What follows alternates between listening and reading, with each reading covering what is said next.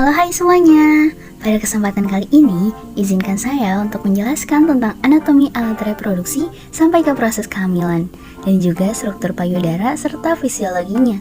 Untuk mempersingkat waktu, mari kita lanjut ke materinya. Let's go. Pada dasarnya, kesehatan reproduksi adalah keadaan sejahtera fisik, mental, dan sosial yang menyeluruh dan tidak semata-mata terbebas dari penyakit atau kecacatan, dan semua hal yang berhubungan dengan sistem reproduksi hingga fungsi serta prosesnya.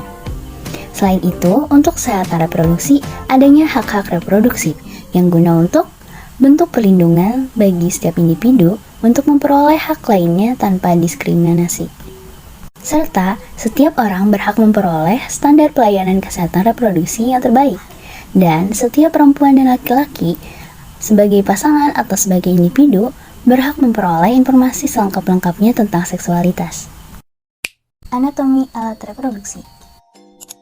Alat reproduksi pada manusia terbagi menjadi dua, yaitu perempuan dan laki-laki.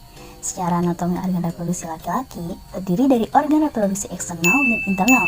Yang eksternal terbagi menjadi 4, yaitu yang pertama ada densus testicularum atau lebih dikenal dengan sukratum. Merupakan pembungkus testis yang dimana penurunan testis ke dalam sukratum terjadi sejak di dalam kandungan. Suhu testis lebih rendah 20 Celcius dari suhu tubuh. Yang kedua ada penis yang terdiri dari 3 silinder jaringan erektil yang mirip spons yang terdiri dari ruang-ruang yang dimana pembatasannya disebut dengan trabekula. Jaringan erektil ini berasal dari vena dan kapiler yang dimodifikasikan. Setiap laki-laki normal akan mengejakulasikan semennya sebanyak 2-5 ml dan setiap 1 ml dapat mengandung 50-150 juta sperma. Yang ketiga ada testis. Testis merupakan saluran-saluran yang melilit-lilit dan dikelilingi oleh jaringan ikat yang disebut dengan tubulus seminiferus, tempat terbentuknya sperma.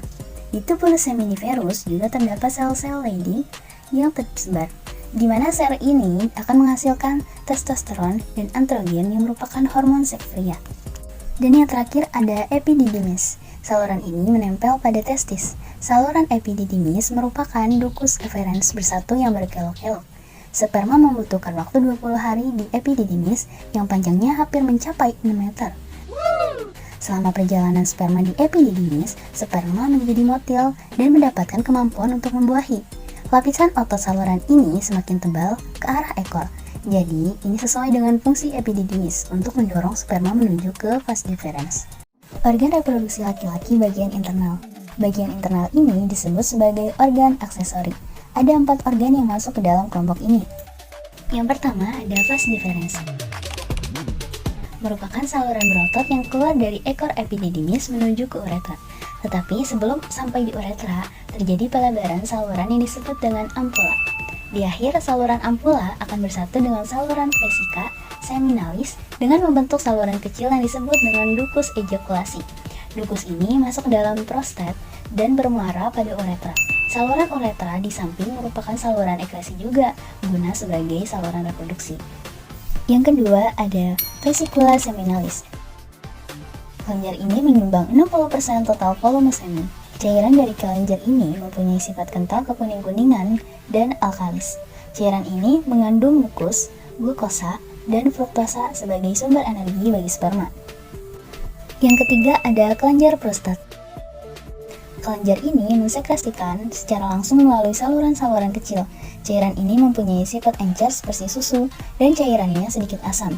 Kelenjar ini pun merupakan permasalahan bagi laki-laki yang berumur 40 tahun ke atas, karena pada umumnya terjadi pembesaran kelenjar prostat. Biasanya diatasi dengan pembedahan atau dengan obat-obatan yang mengandung gonadotropin yang dapat menghentikan aktivitas dan ukuran kelenjar prostat.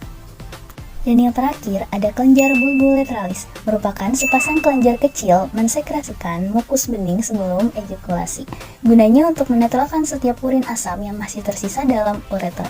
Juga mengandung enzim spermi atau berbau khas. Secara anatomi, organ reproduksi perempuan juga sama, dibagi menjadi 2, antara eksternal ataupun internal. Organ reproduksi eksternal yaitu ada labia majora, adalah lipatan kulit yang menonjol dan berguna untuk melindungi orifisium, vagina, dan uretra. Yang kedua ada labia minora, merupakan lipatan kulit bebas lemak dan tidak berambut. Walaupun permukaan internal labium minus terdiri dari kulit lembab dan tipis, struktur ini memiliki warna merah muda dan banyak serat saraf sensorisnya loh. Yang ketiga ada kelenjar Bartholin, kelenjar yang terletak di kedua sisi pada bukaan vagina yang berfungsi untuk mengeluarkan cairan lubrikasi. Dan yang terakhir ada klitoris, merupakan salah satu titik paling sensitif dalam perangsangan seksual dan diperkaya oleh saraf. Selama proses perangsangan seksual, klitoris mempunyai 8.000 sel saraf. Ia pun dikenal sebagai organ yang paling sensitif daripada bagian tubuh lainnya. Bagian internal, pertama vagina. Vagina merupakan suatu pembentukan tabung muskulomembranosa yang memanjang dari bagian cervical uterus sampai ke bagian vestibulum.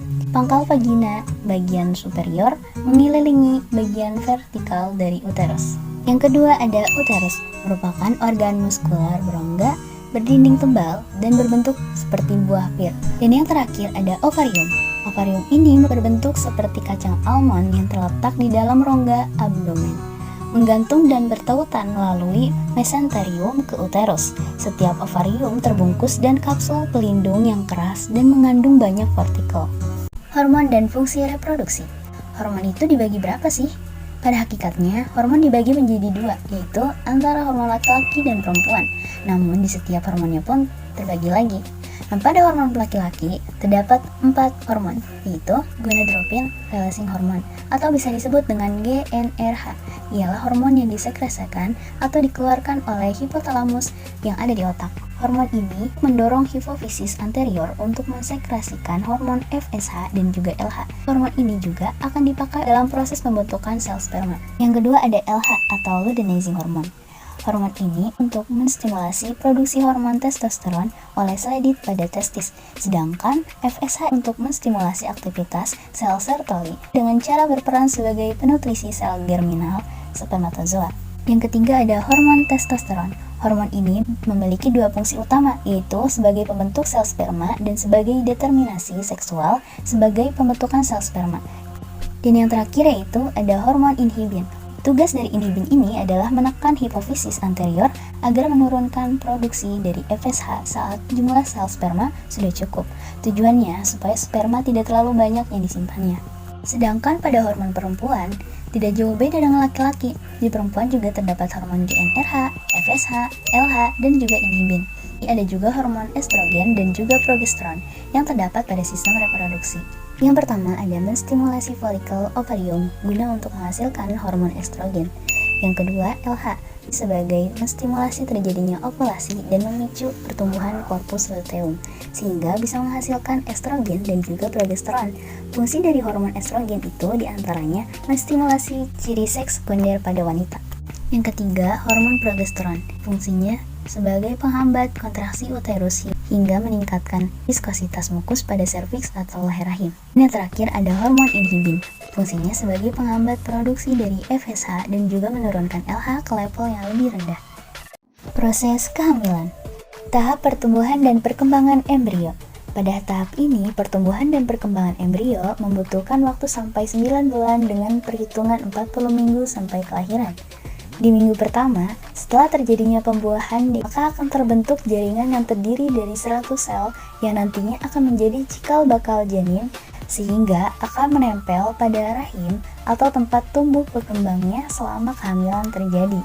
Minggu kedua, sel yang dimiliki embrio kurang lebih sebanyak 150 sel hingga membentuk lapisan-lapisan yang nantinya akan menjadi berbagai organ. Minggu ketiga, embrio berhasil menempel dengan sempurna pada rahim. Pada masa ini, embrio masih melakukan pembelahan serta memperbanyak sel. Pada minggu keempat, jantung sudah terbentuk dan mulai berfungsi. Dan pembuluh-pembuluh darah sedang memiliki aliran darahnya sendiri. Minggu kelima, tangan bayi sudah mulai tumbuh, namun masih tidak berbentuk seperti tangan, masih rata, tanpa jari-jari. Dan struktur dasar otak, sistem saraf pun juga masih terbentuk. Minggu ke-6, ukuran embrio kira-kira sudah sebesar kacang polong dan kaki pun sudah mulai tumbuh walaupun jari-jari kaki belum terbentuk. Minggu ke-7, pada minggu ke-7, paru-paru baru akan terbentuk serta sudah melihat dan otot serta saraf-sarafnya pun sudah mulai berfungsi dengan baik. Pada minggu ke-8, Embrio sudah bisa disebut janin karena sudah memiliki bentuk serta wajah seperti manusia. Hingga kelopak mata dan hidung pun sudah mulai terbentuk pada minggu ini. Minggu ke-9, wajah pada janin semakin jelas terbentuk.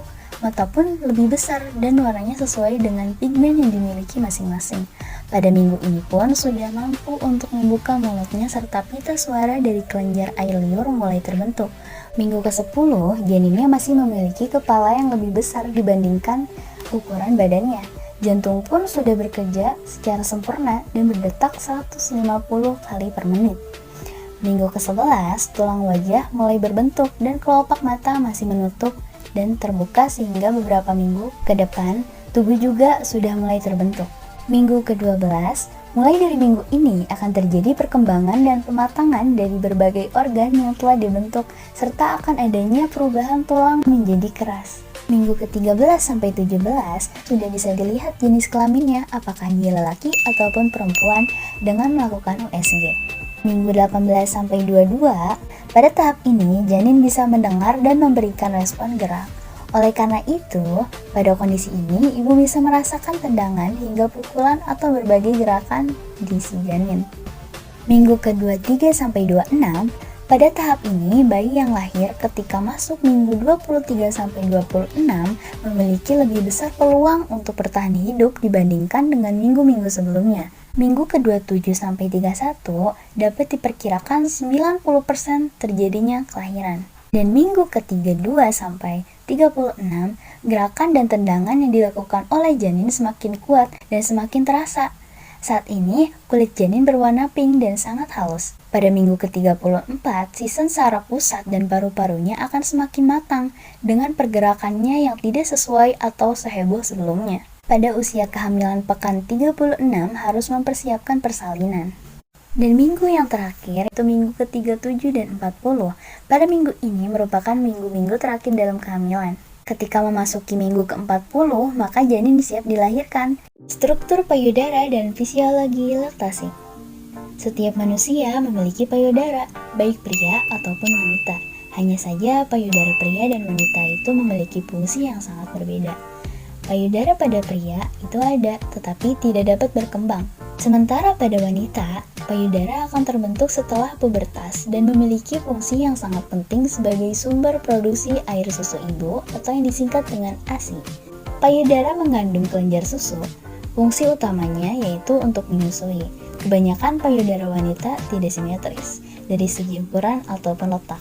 Perlu diketahui, payudara terbagi menjadi dua bagian, yaitu bagian luar dan bagian dalam. Untuk bagian luar terdiri atas korpus. Korpus atau badan payudara adalah bagian yang melingkar, yang mengalami pembesaran pada payudara atau bisa disebut dengan badan payudara. Sebagian besar badan payudara terdiri dari kumpulan jaringan lemak yang dilapisi oleh kulit. Kedua, areola. Areola adalah bagian berwarna gelap yang mengelilingi puting. Bagian tubuh ini mengandung banyak kelenjar, salah satunya kelenjar Montgomery. Kelenjar ini dapat menghasilkan minyak yang berfungsi sebagai pelumas serta pelindung bagian areola dan bagian putingnya. Dan yang terakhir ada puting yang disebut dengan papila. Puting ini sama halnya dengan areola. Area payudaranya paling gelap. Puting terletak di bagian tengah areola yang sebagian besar terdiri dari serat otot polos. Fungsinya untuk membantu puting agar terbentuk saat distimulasi atau pemberian rangsangan. Sedangkan fisiologi laktasi merupakan suatu proses yang meliputi produksi dan pengeluaran ASI. Pada proses ini dapat membutuhkan kesiapan ibu baik secara fisik dan psikologis. Bayi yang telah cukup kuat untuk menyusui serta produksi ASI yang telah sesuai untuk kebutuhan bayi yaitu sampai 500 dengan 800 ml setiap harinya. Pada proses ini dapat dibagi menjadi dua proses yang akan terjadi ketika seorang ibu menyusui anaknya. Yang pertama ada refleks prolaktin. Refleks prolaktin yaitu refleks pembentukan atau produksi ASI. Pada saat ini ketika bayi mengisap puting maka ujung saraf sensoris yang terletak pada puting susu terangsang. Rangsangan yang akan dikirim ke otak akan memicu keluarnya hormon prolaktin yang kemudian akan merangsang sel-sel kelenjar payudara untuk memproduksikan ASI. Yang kedua, ada refleks aliran atau let down reflex. Let down reflex adalah rangsangan yang membuat aliran ASI lebih lancar. Proses ini ketika bayi menghisap payudara. Rangsangan yang ditimbulkan isapan si kecil diteruskan ke bagian hipotalamus yang akan melepaskan hormon oksitosin. Oksitosin akan memicu sel-sel otot yang mengelilingi jalinan kelenjar dan salurannya untuk berkontraksi. Materi telah selesai dipaparkan. Terima kasih sudah menonton sampai akhir. Semoga kakak-kakak dapat memahaminya. Terima kasih.